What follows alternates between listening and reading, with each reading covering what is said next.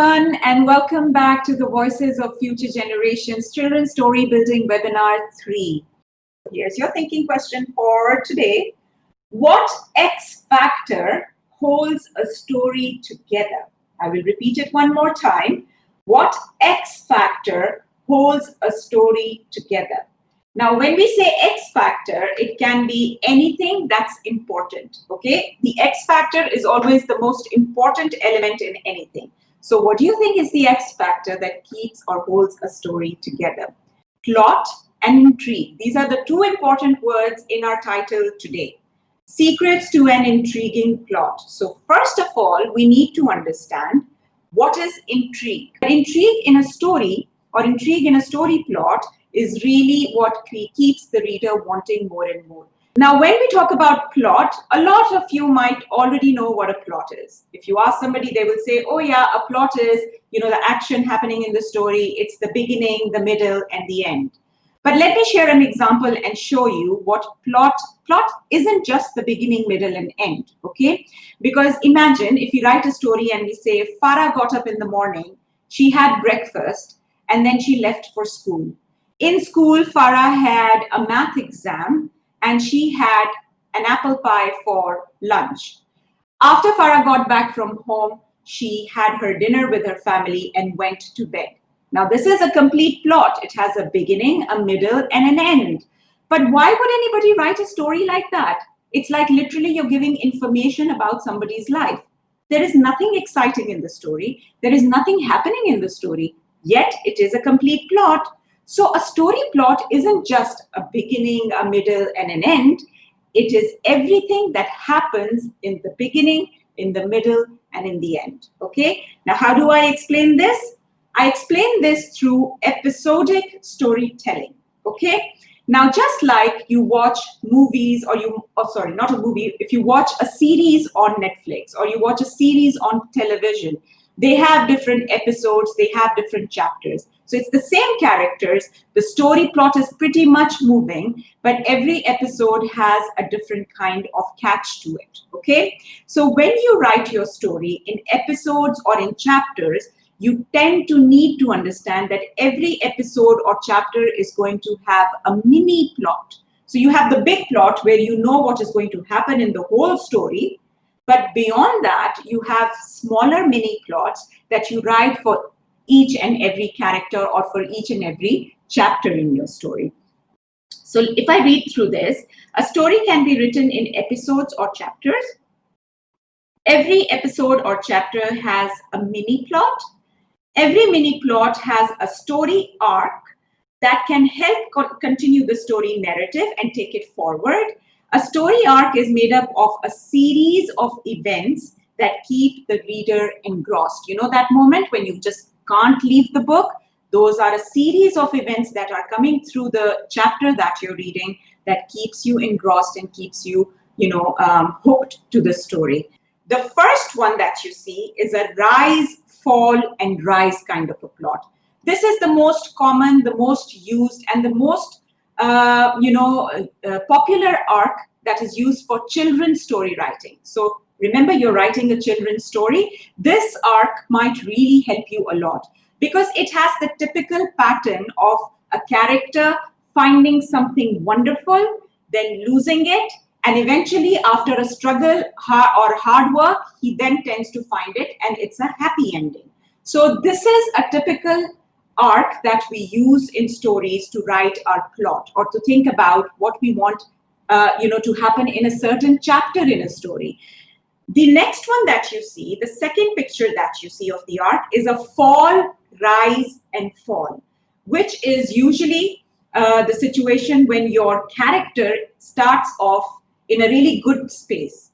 So when I say a character starts in a good space, it means that they already may be very rich, maybe they are very intelligent, maybe they are a person of position, and slowly and gradually they fall down and meet a challenge. They take the challenge and move up, but eventually they lose the challenge and it ends in a tragedy or it ends on a sad note. So this is another kind of a story arc, okay? So story arcs can give direction to the kind of story that you want to write or how you want to progress your story. So you might still want to end your story on a happy note, but every chapter can have a different arc. So let's take the example of the story Cinderella. Okay, I'm going to go back one slide to show you. Let's look at the first arc, rise, fall, and rise. In Cinderella's story case, Cinderella is found in the beginning of the story sitting next to the cinders. She is being mistreated by her stepmother and her stepsisters, and therefore the story starts on a low note. But then the prince announces the ball and she wants to go to the dance, and the fairy godmother makes all her dreams come true. So you can see the arc is going up now, right? So she gets her a dress, she gets her glass slippers, she makes her look beautiful, she has a coach with beautiful horses, everything works perfectly for her. But at the dance, again, she is reminded that she has to go back to her life, which is in rags. And so she comes back and falls back into the same situation where she is just somebody who's working in the home. And so eventually the prince finds her through the glass slipper, and eventually she wins, and it's a happy ever after.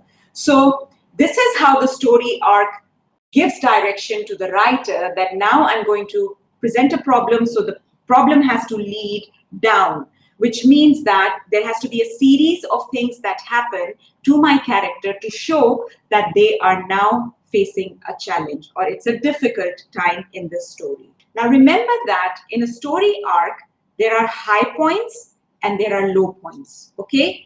The high points show that things are moving well for your character. Things are happening in their favor. They're happy. It's a happy time in their lives. When you see the lower points, it's an indicator that they are in a bad state. And if it is a falling arc, as I show you in the next one, if it's a falling arc, it means that things are getting bad to worse, which means a lot of things will need to be created in the story. A lot of events would be needed to be created in the story to show how things are going from bad to worse. Secret to an intriguing plot. I'm going to share secret number 1. Never share too much with your reader. Plant the seed of curiosity in your reader. Adding questions can add suspense, okay? Now I'm giving here examples to help you see the difference. If a writer was writing a story and he just said, Tara sat outside Principal Linwood's office, her lips quivering with anxiety. Of course, you're describing how Tara is feeling. But if you go into Tara's mind then, and you create questions, then your reader is going to wonder what is happening here. Now imagine Tara is thinking, what if Mr. Linwood asks me about Priya's locker? No one was allowed to talk about it. Now, if she asks herself this question, your reader is going to wonder what is inside Priya's locker. This is a question that will pop up in their mind, and they want to read more. Like, what is inside the locker that she's so worried about? What is the information she has that we don't know about? And they'd want to read more. When you create characters, these characters can, you understand characters by their actions, by their dialogues, and also by the thoughts that are in their head. So you can create characters who are thinking, and through their thinking, they're asking themselves important questions. These questions will keep you engrossed. Solving problems just by talking makes a story interesting, but at the same time, without the action, there can be no adventure. So when you want to add drama and action, you can do that through exaggeration. Even if your character is speaking, they can be exaggerating the situation in their head. They can be overthinking the situation in their head. And I'm sure you guys do this all the time. Now let's look at the example here. Muhammad wondered why his neighbor, Miss Rina, had called him. He walked up the steps to her front door and rang the bell. Now, when I read this, it doesn't create any excitement in me. As a reader, when I read this, I don't feel excited to find out, oh, why is Miss Rina wanting this boy now? But when I read the text in red, I might want to find out. Okay, so let's read the text in red. No, it can't be. why did Miss Rena single me out? If this is about her rose garden and Mike's football, then it should be Mike being summoned, not me. Or could it be worse? What if she just doesn't like me and wants to turn the whole neighborhood against me? What if Dad gets mad and I'm never allowed to play football again? I can't believe I am standing at her front door. Maybe she won't answer the bell. Maybe she isn't home.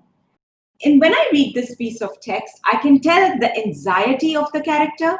I am wondering, like, is he guilty of doing something? Because the things he's sharing shows that maybe this was a problem. So when you create, exaggeration into the character's mind, when he overthinks the situation and shares their fears, then your character gets involved in the story because they want to turn the page and find out what is the problem. Okay, so exaggeration is a great way of adding drama into your story. So the next secret I have for you, of course, is add an element of surprise. Okay, because what happens is if you are writing a plot which is very predictable, like, for example, something predictable would be if a child, fell down, they cried, we take them to the hospital, they get bandaged, they come back, somebody sits down and talks to them, that's why I was telling you not to do it, and they learn their lesson. That's a very predictable, mundane kind of a routine to put into a story. But adding an element of surprise is going against the expectation of the reader. The reader knows in his head, now this is what the writer is going to say, but actually, you surprise them. Now that can happen when you challenge stereotypes. Okay. Now I've given an example here. I'm going to read first the example in white. Okay. Mia was quite petite. Her delicate frame and soft voice made her almost invisible in the class. Friday was drama and it was time for the jungle act. The teacher, excited to help them enact animals, asked them to pick anyone and act it out. So clearly Mia is a very delicate kind of a girl who's almost invisible in the class and nobody knows her. Now this is an example of how you would write to break a stereotype, okay? I know the animal for you, Mia, said Jeff, looking at her. You can be the rabbit. All pretty and timid and, well, fragile, suits your personality. His smug lines made Mia furious, and no one remembered how and when the classroom turned into a jungle. She roared from the center of the stage. I am the lion, the king of the jungle, the one who rules you all. And that includes you too, Jeff Samuels. So imagine the reader is reading it. They have a picture of Mia as a delicate person, but Mia turns out to be a ferocious lion, okay? So this is how you can challenge stereotypes. Of course, the stereotype about a timid, quiet, shy girl would be that she's probably doesn't want anything big in her life, or she doesn't need to have any, exciting roles in the drama. But Mia tends to break that stereotype through her character and through her dialogues. So add that element of surprise into your characters and your story plot. That is going to keep the reader wanting to read more. Explore different story outcomes.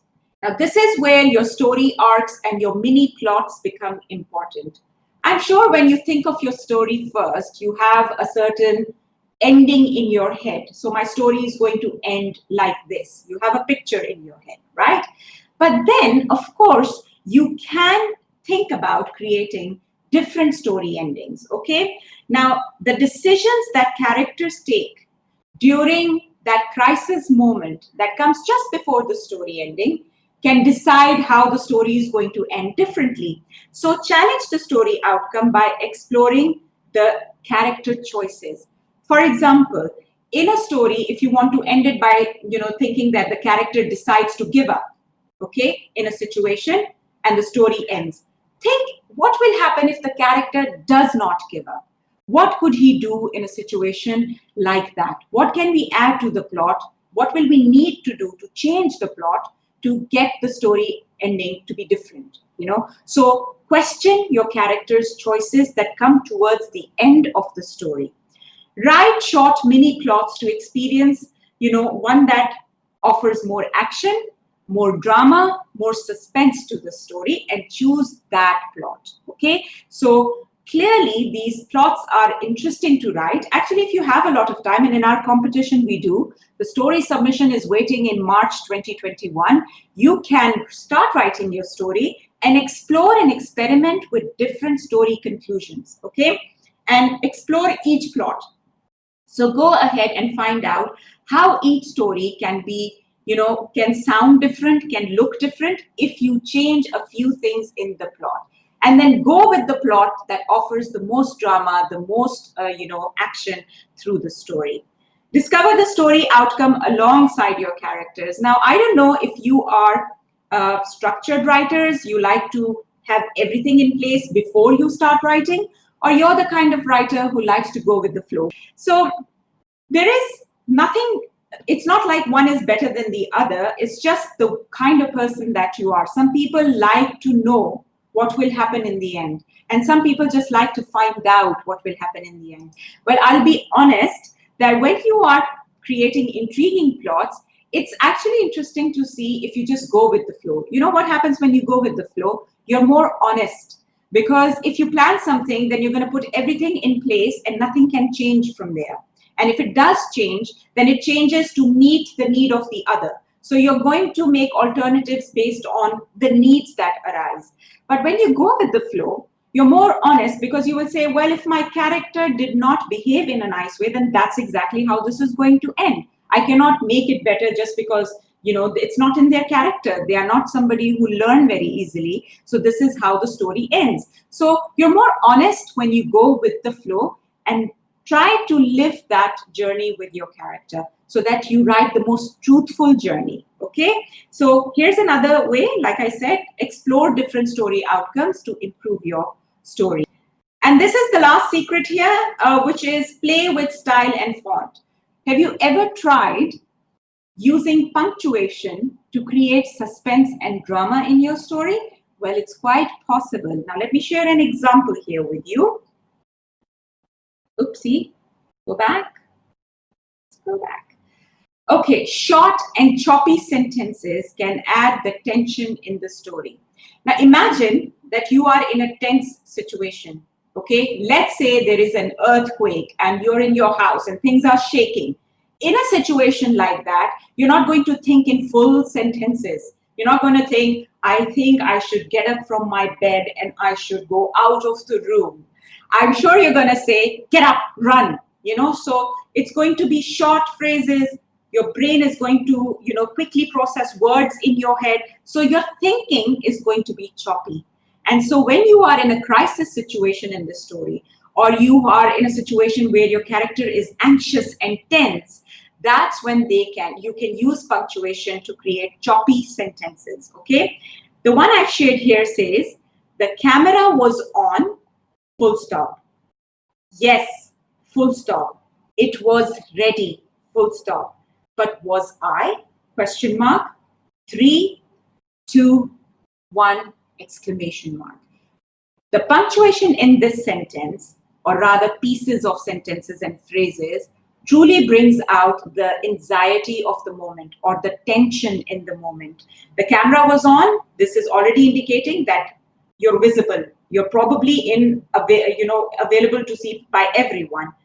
Yes, it was ready. But was I, which already indicates that you're not ready to be on the camera, but the camera is on. So how stressful is that? Imagine that happening to me in a webinar. I think the camera is off, but the camera is on.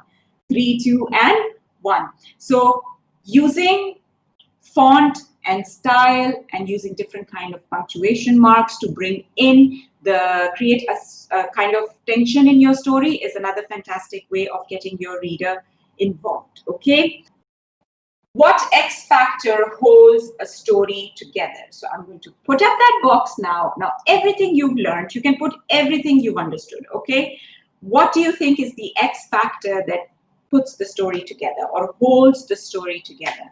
The plot in the story is like the skeleton. It's the basis on which, is the foundation on which you create everything. You create your characters that you put inside the plot. You have a theme that you integrate into the plot. You've got your setting that you put inside your plot. The plot is like the skeleton of the story, and everything else you do has to fit into the story, which creates harmony and which creates a well-blended story. Okay, I hope that today's webinar was beneficial for you.